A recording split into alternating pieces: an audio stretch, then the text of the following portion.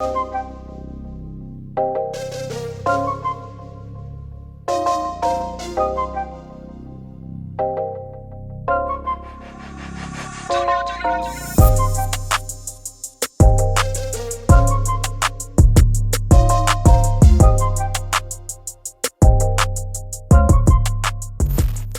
going on, world? Antonio Edwards here. Look, I'm actually in front of one of my duplexes here, and I want to shoot this video. This is a topic that you probably won't see at all, or if you do, it's going to be a rare occasion.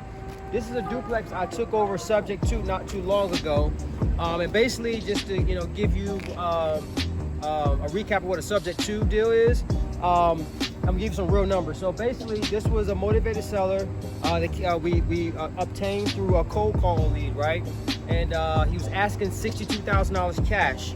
We saw that he had a $50,000 loan. He owed $59,000 on this property here when I took when the lead came in. So he's wanted $62,000 cash. He owed $59,000, and his monthly payment was around, I can't remember, 400 and some change, give or take. So I looked at it, I was like, okay, so basically, okay, if we brought $62,000 cash to the closing table, that means he's still only gonna get $3,000 after the loan get paid off. So I was like, okay, let me see if he will be open to a subject to where that $59,000 loan stay in place. He still get his $3,000 minus closing costs.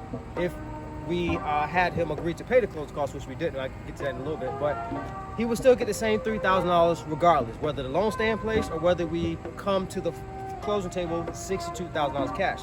So I was like, okay, Mr. Seller, would you be open to the D program where, we would take over your monthly payments throughout the life of the loan, which I think was 15 years left on the loan, meaning that half of that loan was already paid off. So it would have been a sweet deal if he would have said yes. And I said, then you will still get your $3,000 at closing. And he was like, yes, I'll do that. However, I want $3,000 net. I don't want to pay anything. I don't want any hitting fees coming out, meaning he just wanted us to pay a standard closing cost. So of course I said yes to that, right? So I took over this property subject to, as you see it as is. I didn't do any work. I get a little bit into that later. I kept the $59,000 loan in place. His loan is still in his name. However, when I at closing, all I had to come to the table was the $3,000 plus my closing costs as buyer and his closing costs, because I decided to play his closing costs as seller. So that was around about an extra $1,500 for closing. All right, so $3,000 in his pocket plus another $1,500. I only had to come to the closing table $4,500 to buy this duplex out of my pocket. Sweet deal. Monthly payment was, I want to say like $450, $460. I can't remember off the top how much I'm paying a month for this. On his $59,000 loan, PI, TI, principal, interest, tax, and insurance. Okay, so a month goes by, right? And I get a letter. My assistant Stacy forwards me over a letter that the homeowner that sold me subject to received from the bank. It was a due on sale clause letter, which is basically a due on sale clause is when you take over property subject to, you still have this slight risk. It's a slight risk that the bank can call the loan due, because subject twos are legal, they are ethical. However, the bank can still call that loan due. So they called the loan due of that $59,000, and here's why. All right, and it took me about a few days to tackle into like why. I was scratching my head. I'm calling all my expert investors, my mentors. They're like, Antonio, we've been doing this for 25 years, 30 years. I've never seen a subject to loan called due. So I'm like, this is like a new thing to me. So I'm like, okay, man, like, how the heck did they call this loan due, and how did they know that this homeowner sold this property? Because when I take over my property subject to, like this one, I put this in a land trust. I didn't put it in one of my company names. I put this property in a land trust. So this street, I put this on, no, I'm sorry. Some of my properties I put on the street land trust, but this one, the last name of the homeowner was Mungo. So I put this in a Mungo family land trust, right? That showed up on the title. and I made my acquisitions guy the trustee of that land trust. I purposely did that. So my acquisition guy can go to the closing to sign the documents. Whoever is the trustee of that land trust signs the documents. However, that trustee is not the owner of the land trust. I'm the owner of that land trust, but on the title they see Mungo Family Land Trust, the name of the land trust that I named it. So I'm like, wow, it's no way. Like they like purposely, like out of their own good, just went. They decided to be bored and go look and see who owned this duplex. So I dug into deeper into it, and so did my sister Stacy. And come to find out, my new acquisitions guy, no names called out here, my new acquisition guy at the time, the homeowner that sold us the property subject to, my acquisitions guy was the one that, he went to go take pictures. He's the one that built the rapport. He's the one that actually negotiated the subject to, and he didn't know about, like, he was new to the subject to thing. I had to explain it to him before he got it locked up, what it was. So the homeowner, after he sold it to me subject to, he wanted to cancel his insurance to that loan. So he kept calling my acquisitions guy, like, hey, such and such, I want to cancel my insurance. I just don't, because I think he was paying. Actually, it was principal, interest, and taxes. The insurance was separate, but it still was tied to the loan. However, with that being said, he called my acquisitions guy and he's like, hey man, I want to cancel insurance. I don't want to keep paying this insurance, blah, blah, blah. And after the second call, my acquisition guy was like, hey man, you sold it to us, just cancel your insurance. So that whole insurance cancellation, and he called the bank here that sent me this letter. He called the bank and said, hey, I sold the property, right? And I canceled my insurance. So the bank was like, you sold the property? No, you didn't sell the property. We still see the loan is in your name. He said, no, I sold the property. So what he did, he sent proof of the deed being transferred from his name over to my name, which was the land trust that I created. And that triggered everything. Like this, he basically raised his hands like, hey, I sold this property to somebody else. And that was like, the bank was like, oh no. So that's when we got this letter. They said, due on sale. All right, they gave me 3 options.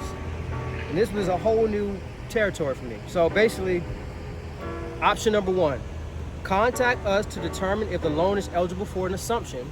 Assumption is basically you're assuming the loan. The bank knows about the whole assumption, but you have to get approved for an assumption, okay? Number 2, obtain new financing. Basically just pay off that loan in cash, or get my own private lender, or buy with my cash. Just pay off that loan.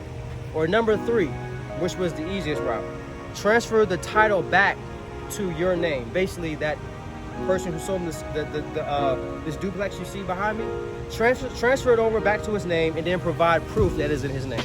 So that's exactly what I did. Was I transferred it back to his name. So I had to call my closing attorney, and I had to get some legal advice and to do this right. So here's what we did to resolve this due on sale clause. All right, and by the way, I do recommend you put your subject to's and land trusts and not your typical company that just you usually hold your rental properties in or whatever. Okay, but basically, it was originally in the Mungo Family Land Trust. Basically, his last name is Mungo, so Mungo Family Land Trust, right? That was original. So what we did to transfer it back into his name, we did his first name, first name, last name, first name Mungo Land Trust. We put it back into his name in the land trust with him as the trustee, right? So now we purposely put the property, the deed, back into his name. We basically giving the property back to him. But simultaneously, what we did, so he won't be in the driver's seat and be like, oh, the property's in my name. I'm just gonna go decide to keep this property. We had him the day that he went back to the title company, that the property went back into his name in his first last name land trust, and him as the trustee. We also did a separate land trust back to Mungo Family Land Trust, my original land trust, and we made that the pocket deed. We decided to make that a pocket deed. A pocket deed is basically a deed that's held in escrow that's not recorded yet. And we also had him sign a limited power of attorney on that property, so I can still go ahead and have power to, you know, get any information on the property or sign anything that was regarding to this duplex that you see behind me. So that's what he did. He went to the back to the title company. We basically deeded it back into him, into his first last name, Land Trust, him as a trustee. He simultaneously signed another land trust, deeding it back over to me, which we held into escrow as a pocket deed. And then the one he signed for him, they recorded that so the bank can see that in his name. And we let that sit in his name for 90 days. Okay, so we let that sit in there for 90 days. We showed proof that that deal was back into his name. They took the due on sale clause off, and then what we did, we let it sit for 90 days, we let it settle, let it marinate for a little bit, and then we took the pocket deed, because he already signed a limited power of attorney, right? And we automatically put it back into my name, the Mungo Family Land Trust. All right. So that is how we got around the due on sale clause. When I first got this letter here, I was freaking nervous wreck. I called experts. Nobody seemed to not have a due on sale clause ever. People always hear about it. I'm your guy that got a due on sale clause. And you can see the three options here. It said, these are the three options they gave me. Contact us to determine the loan is eligible for assumption, obtain new financing to pay off this mortgage, or the third option, which I chose, was transfer the title back into his name and provide a copy of the title transfer. So that's what we did. That seemed to be the easiest route. I had to come out the closing for my attorney to get these documents and do this all over again. I believe I came out an extra like $400 or $500 just to get this right and get that whole due on sale thing off my back. But anyway, this property here, anyway, I slow flipped it. I basically, this is a duplex. It needed about $5 to $7 grand per unit. I don't want to be a landlord. You guys know I slow flip. So what I did basically is I got $10,000 down from another investor, and he's paying me about $1,000 and change. I want to say $1,000 a month. $1,000 a month. And like I said earlier, my mortgage payment with this, because I took it over subject to, was around $450 to $475. So I'm basically getting about $550 approx a month in net cash flow. All right. That person that I slow flipped it to, he's dealing with the repairs. He has his tenants in there that he's leasing it out to, and I'm not on the hook for any leaky toilet call or nothing. So I got 10 grand down. Right, I basically did a lease option, got 10 grand down, non-refundable from my owner financing buyer, or my lease option tenant buyer. 10 grand down, non-refundable. He's paying me $1,000 a month, and we did a 5-year lease option, I believe it is. And he's doing his thing. He basically did a sandwich lease. He put a little bit of work in there, and he's leasing them out, I believe, around $800 a month, and he's getting $1,600. I'll give him that cash flow to not have a headache of dealing with leaky toilet calls and tenants any day long, any day of the week. But yeah, so that's the purpose of this video. For anybody out there that that wants to do subject twos, keep in mind the due on sale clause. Educate your person you're buying that property from subject to, so they won't be calling the bank and be like, hey, I sold this property. No. All right, just let them know this is subject to. And also in your purchase and sale agreement, when they agree to sell it to you subject to, put in there that, disclose that there's a due on sale clause, and also let them sign an addendum that, hey, this is a due on sale clause that could be possibly, that could possibly happen. It's like 0.0001% chance that it can happen, but it can still happen unless they do what Mr. Mungo did. It was that he raised his hand and called the bank and said he sold the property, which was insanely crazy. Anyway, I hope you learned something from this video. Go out there, do some deals. There's a lot of money to be made. This case right here is resolved. All right, is back to a smooth transition. I'm getting my $1,000 a month from my tenant buyer, smooth sailing, and I'm happy. So take care.